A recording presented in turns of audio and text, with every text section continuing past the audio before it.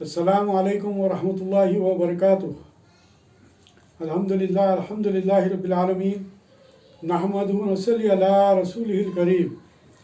اما بعد، قال اللہ تعالی فی شان حبیبہ ان اللہ وملائکتہ یصلون علی النبی یا ایھا الذین آمنوا صلوا علیہ وسلموا تسلیما۔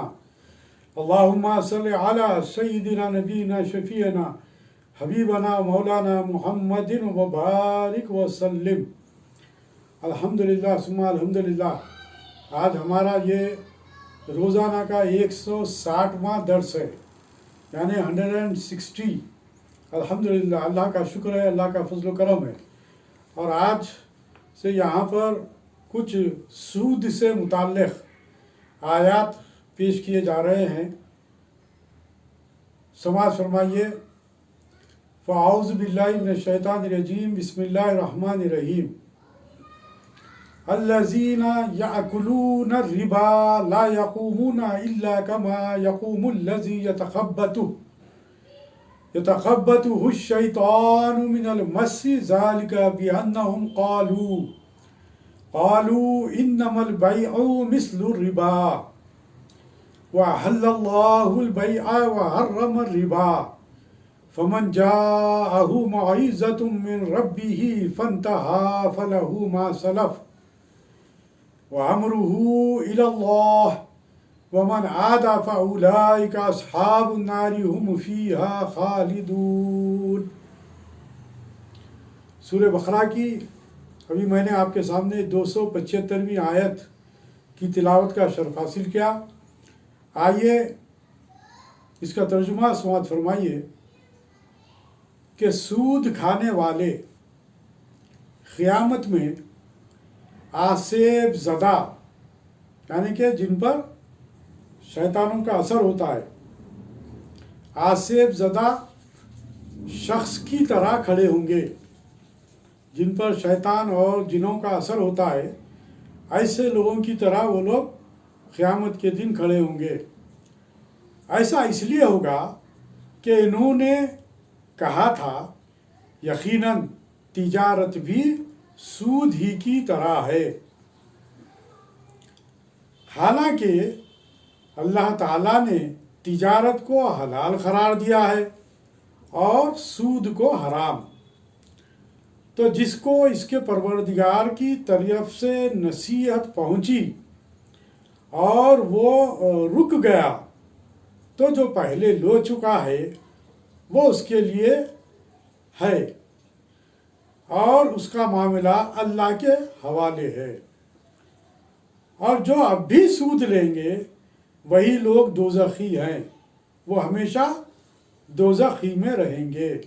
یہاں پر جیسے کہ بات کہی گئی کہ وہ لوگ جنہیں اللہ تعالیٰ کی یہ نصیحت پہنچ گئی، اس کے بعد وہ لوگ سود لینے سے رک گئے اور ماضی میں جو کچھ بھی انہوں نے کاروبار کیا تھا تو اس کو اللہ تعالیٰ کے حوالے کر دیں گے، اور اللہ تعالیٰ ہو سکتا ہے کہ اسے معاف کر دے۔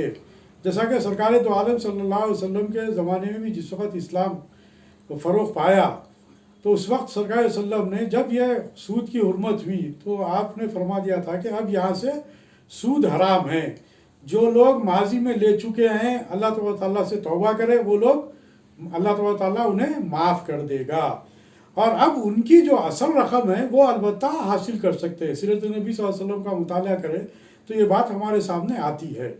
تو اس طریقے سے جب اب سود کی حرمت قائم ہو گئی اور اسے حرام قرار دیا، تو اب جو لوگ بھی سود لیں گے، سود کا کاروبار کریں گے، وہ تمام لوگ جو ہے سو دوزخی ہوں گے۔ اس بات کا یہ سو یہاں پر اظہار کیا گیا۔ اس کی تفصیل دیکھیے، سماعت فرمائیے کہ الربا، ربا یعنی کہ سود کو کہتے ہیں۔ اس لفظ کے معنی زیادتی اور اضافے کے ہیں، خصوصاً سرمایے میں اضافہ۔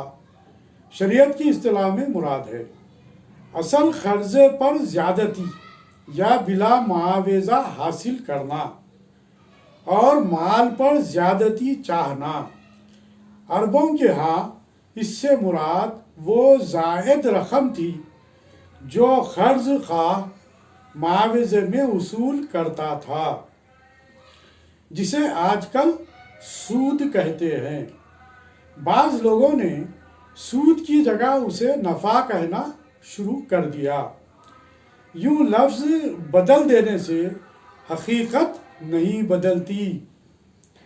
من المس، لپٹ کر، جس طرح جن کے لپٹنے سے انسان کے حواس جاتے رہتے ہیں، جیسا کہ یہاں پر اوپر ترجمے میں بات بتلائی گئی کہ آسیب زدہ لوگوں کی طرح ان کا معاملہ ہوگا قیامت کے دن۔ جیسا جن لپٹ گیا تو کیا ہوتا ہے، وہ جس پر جن آ جاتا ہے اس پہ اس کے اثرات اس طرح مرتب ہوتے ہیں کہ وہ اپنے ہوش و حواس کھو دیتا ہے۔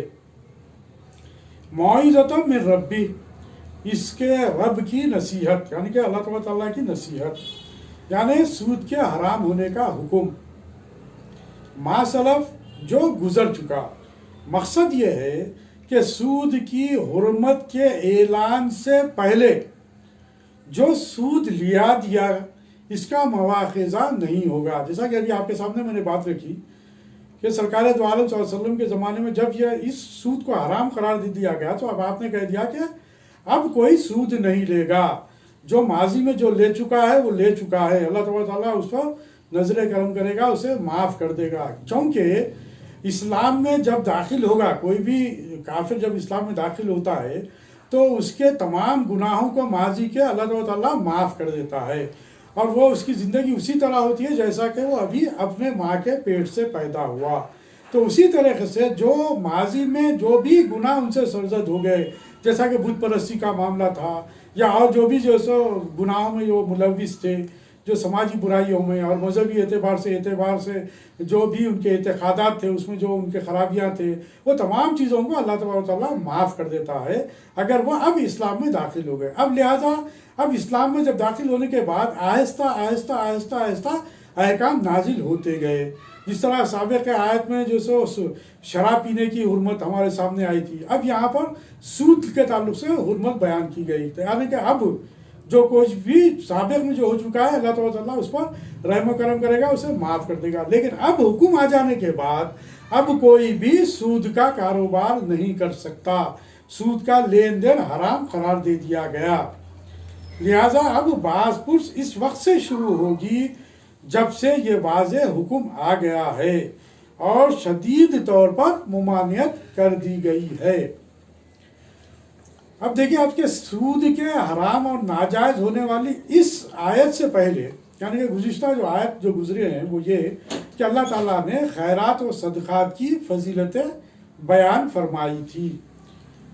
چونکہ خیرات و صدقات سے غریبوں کے معاملات میں سہولت اور بے مروتی کے خلاف نفرت پیدا ہوتی ہے، اخلاق، مروت، خیر اندیشی، نفع رسانی اور خدمت خلق کے جذبات پیدا ہوتے ہیں، اس لیے ان کی اہمیت کھول کر بیان کی گئی۔ یعنی کہ خیرات کرنا، خیر خیرات کرنا، اللہ تعالیٰ اس سے جو ہے خوش ہوتا ہے، اس کی خوشنودی حاصل ہوتی ہے۔ پھر اللہ تعالیٰ جو خیر خیرات کرتے ہیں، صدقات دیتے ہیں، اللہ تعالیٰ انہیں کئی گنا زیادہ کر کے انہیں پھر سے عطا کرتا ہے۔ یہ تمام چیزیں ہمارے سامنے آئی۔ اب یہاں پر سود کے تعلق سے بیان کیا جا رہا ہے کہ سود کی حرمت کا بیان یہاں پر اب شروع ہوتا ہے کہ یہ بالکل خیرات کی ضد ہے، یعنی کہ خیر خیرات کرنا، کسی کے ساتھ نیکی کا برتاؤ کرنا، حسن سلوک کرنا، اس کے بالکل برخلاف اس کے ضد ہے یہ کیا؟ سود کا کاروبار۔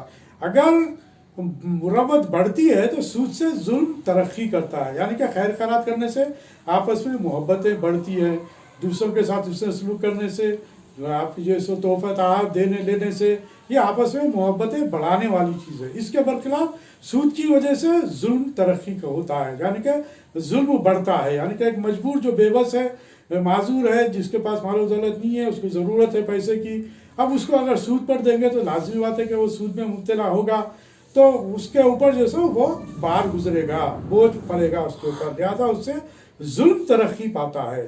اسی لیے خیرات کی فضیلت کے بعد سود کی مذمت اور اس کی ممانعت کا ذکر آ رہا ہے، جو اپنی جگہ پر انتہائی مناسب اور برمحل ہے۔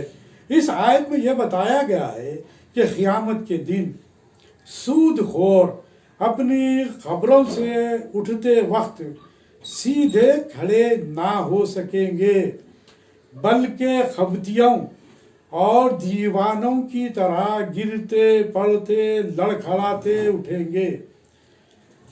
بالکل یہی منظر دنیا میں بھی نظر آتا ہے۔ مہاجن اور ساہوکار روپے کے پیچھے باولے بنے رہتے ہیں، جیسے انہیں کوئی جن یا بھوت چمٹ گیا ہے۔ ہر دم ان پر سود ہی کی فکر حاصل کرنے کی لگے رہتی ہے۔ اللہ تعالیٰ نے قیامت کے دن ایسے لوگوں کے اس حالت میں مبتلا ہونے کی وجہ بھی بیان کی۔ وہ کہتے ہیں کہ جس طرح تجارت میں مالی نفع ہی پیش نظر ہوتا ہے، جب تجارت حلال ہے تو سود کیوں حرام ہو؟ حالانکہ انہیں معلوم نہیں کہ تجارت اور سود میں اخلاقی اور معاشی لحاظ سے زمین و آسمان کا فرق ہے۔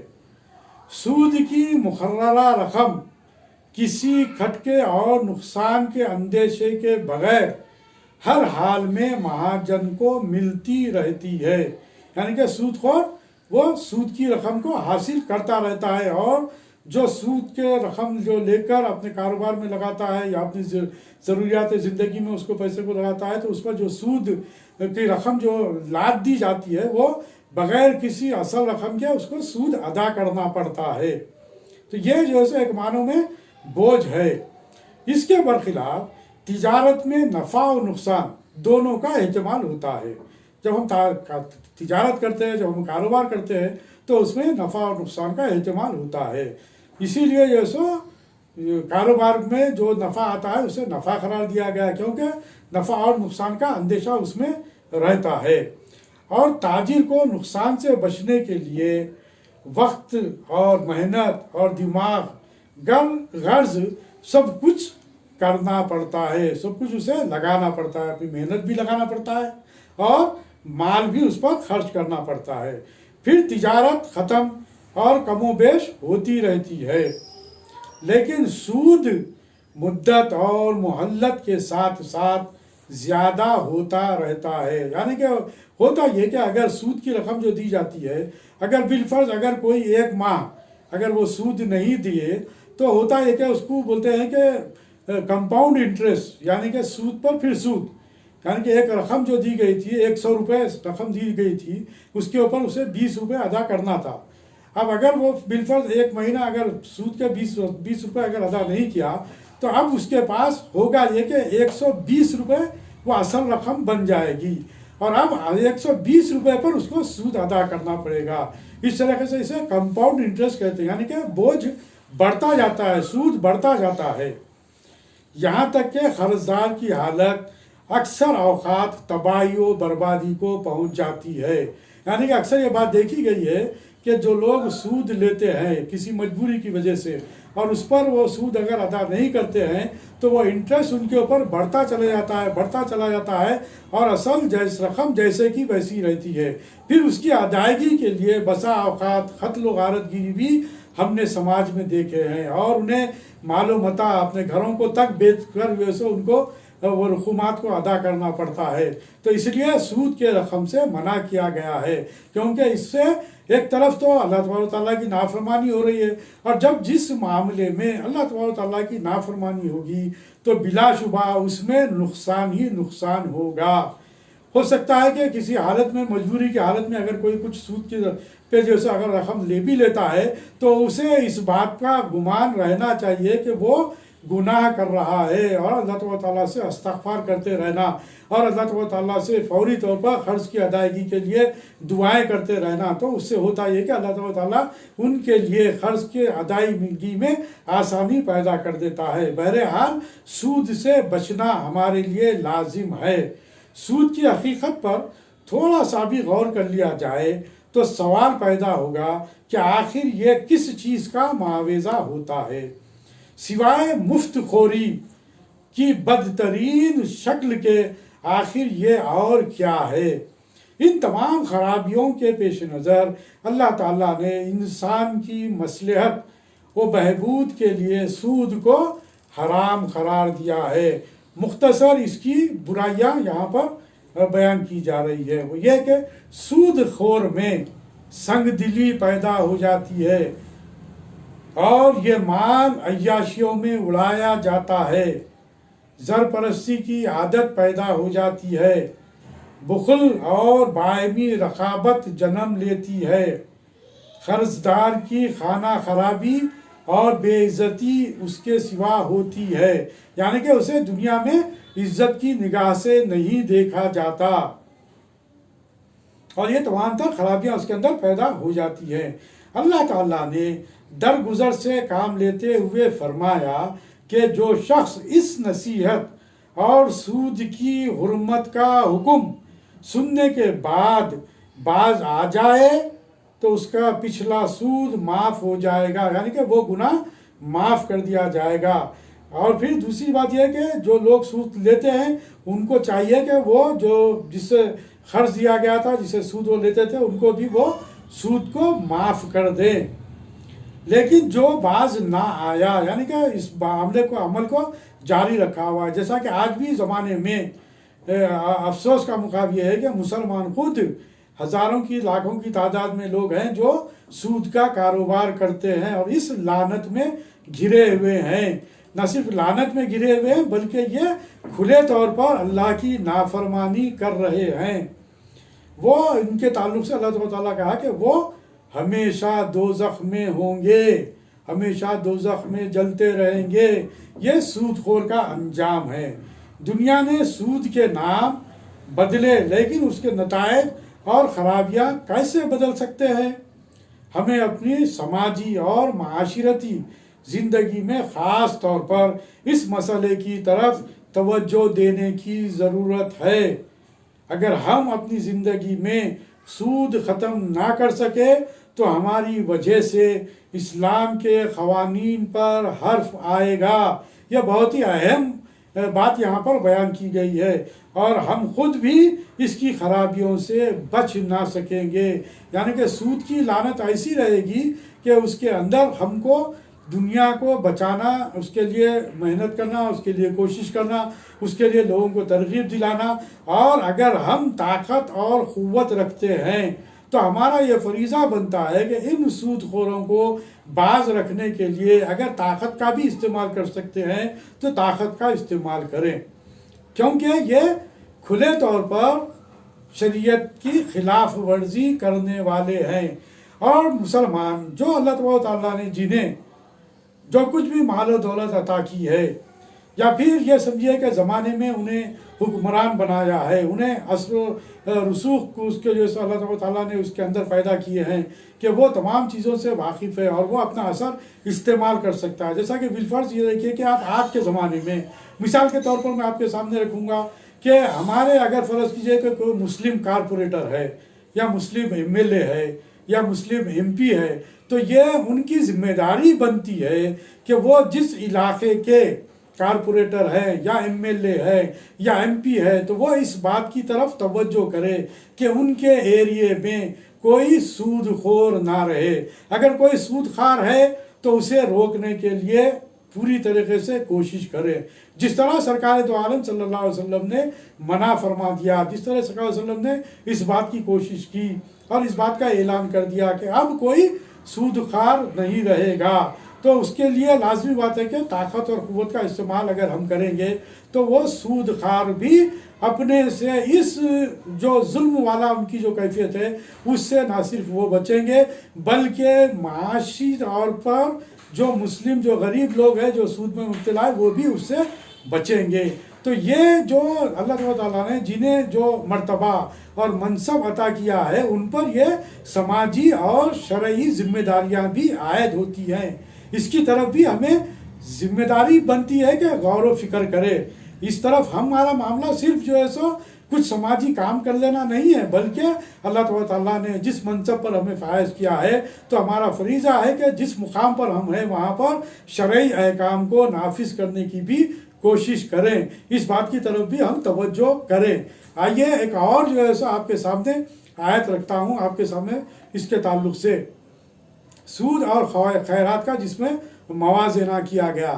کیا یہ آیات میں دیکھیے کہ اللہ تعالیٰ ارشاد فرما رہا ہے کہ بسم اللہ الرحمن الرحیم یمحق اللہ الربا ویربی الصدقات واللہ لا یحب کل کفار اثیم ان الذین آمنوا وعملوا الصالحات وأقاموا الصلاة وآتوا الزکاة لهم أجرهم عند ربهم ولا خوف علیہم ولا هم يحزنون۔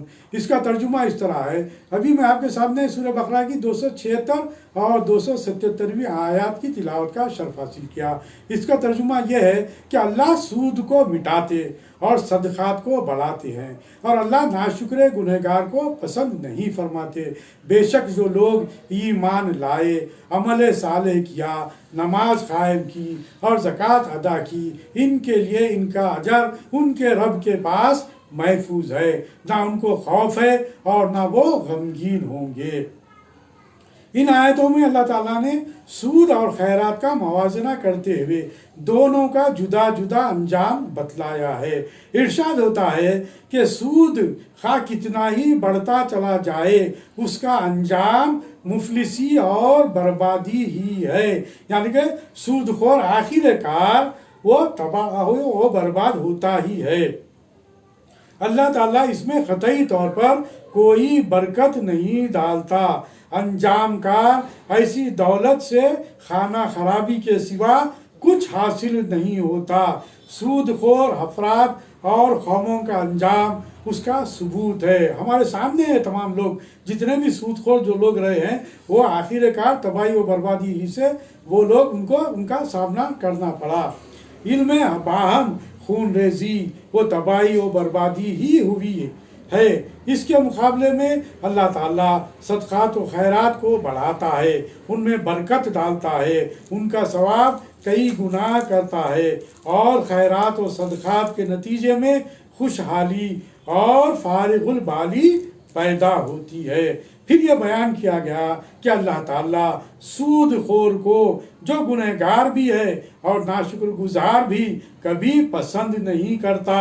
وہ گنہگار اس لیے ہے کہ بے بس اور حاجت مند لوگوں پر ظلم کرتا ہے، اور ناشکرا اس لیے ہے کہ اللہ تعالیٰ نے اسے مال و دولت دیا تھا کہ اس کی راہ میں خرچ کرے، غریبوں مسکینوں میں تقسیم کرے، حاجت مندوں کی امداد کرے، لیکن اس کے بجائے وہ بخل سے کام لیتا ہے، روپے کو سمیٹ کر رکھتا ہے، بھائیوں کو بھوکوں مرتے فاقہ کشی کرتے مفلسی و بیچارگی میں پڑتے دیکھتا ہے، لیکن اسے ترس نہیں آتا، اس کا دل نہیں پسیجتا، بلکہ وہ ظالم اور سنگ دل بن جاتا ہے۔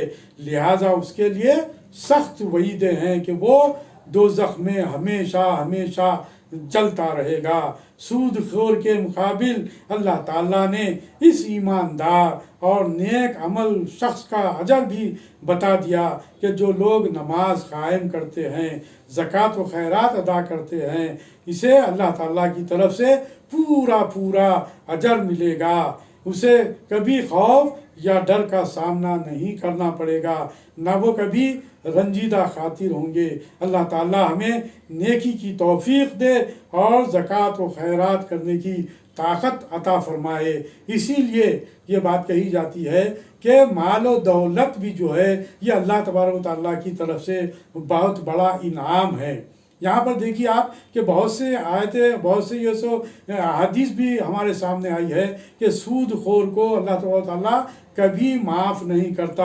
اس آیتوں میں یہ بات ہمارے سامنے آ گئی کہ وہ لوگ ہمیشہ دوزخ میں رہیں گے۔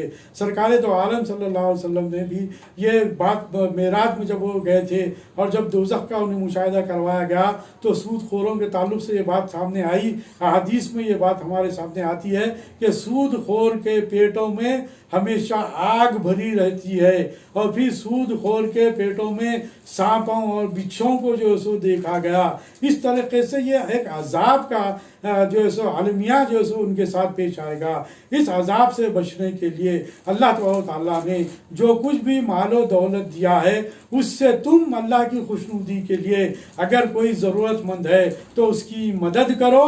اللہ تبارک و تعالیٰ اس سے یہ ہو کرے گا کہ تمہارے برکات عطا کرے گا اور تمہارے حق میں اللہ تبارک و تعالیٰ نیکوکار بندوں کا معاملہ کرے گا، جس کی وجہ سے اللہ تبارک و تعالیٰ تمہارے مال و دولت میں بھی اضافہ کرے گا، اور یہ مال و دولت کی وجہ سے تمہیں دنیا میں بھی عزت ملے گی اور اللہ تبارک و تعالیٰ کی خوشنودی بھی تمہیں حاصل ہوگی۔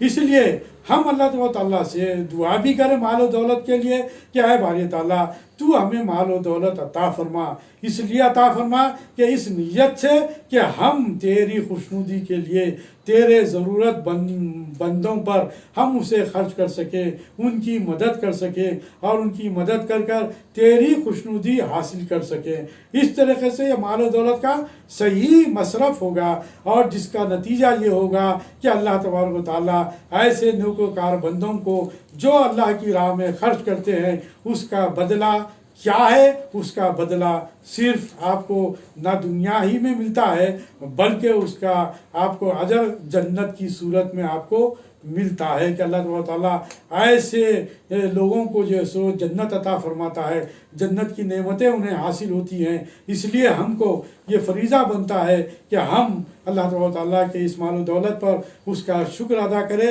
اور اسے اس کے حکم کے مطابق اس کی راہ میں خرچ کریں اور ضرورت مندوں کی ضرورت کو پورا کریں۔ تو یہ ہمارے لیے دنیا میں بھی ہمارے لیے عزت و وقار کا مسئلہ ہے، کیونکہ اللہ تبارک و تعالیٰ انہیں عزت دیتا ہے، اور جو سود خار ہے انہیں دنیا میں بھی ذلت و خواری ہے اور آخرت میں بھی انہیں سخت ترین عذاب سے گزرنا پڑے گا۔ اللہ تبارک و تعالیٰ سے دعا ہے کہ اے باری تعالیٰ ہماری دنیا اور آخرت کو سنوار دے، اور جو کچھ بھی ہم پڑھ رہے ہیں، جو کچھ بھی ہم قرآن کو سمجھنے کی کوشش کر رہے ہیں اس پر عمل پیرا کر دے، اس پر عمل کرنے والا بنا دے، تمام برائیوں سے تمام گناہوں سے ہم کو بچا لے۔ اے باری تعالیٰ تو رحمان و رحیم ہے، تو فضل و کرم کرنے والا ہے، تو ہمارے گناہوں کو معاف کر دے اور ہمیں ایسی مال و دولت عطا فرما جو جائز ہو، جو حلال ہو، ایسا رزق ہمیں عطا فرما جو جائز ہو اور حلال ہو، اور پھر اس کا صحیح طریقے سے استعمال کرنے والا بھی بنا دے۔ ربنا آتنا فی الدنیا حسنۃ وفی الآخرۃ حسنۃ وقنا عذاب النار۔ ربنا آتنا من لدنک رحمۃ وہیئ لنا من امرنا رشدا۔ سبحانک اللہم وبحمدک اشہد ان لا الہ الا انت نستغفرک ونتوب الیک بفضل سبحان ربک رب العزۃ عما یصفون وسلام علی المرسلین والحمد للہ رب العالمین۔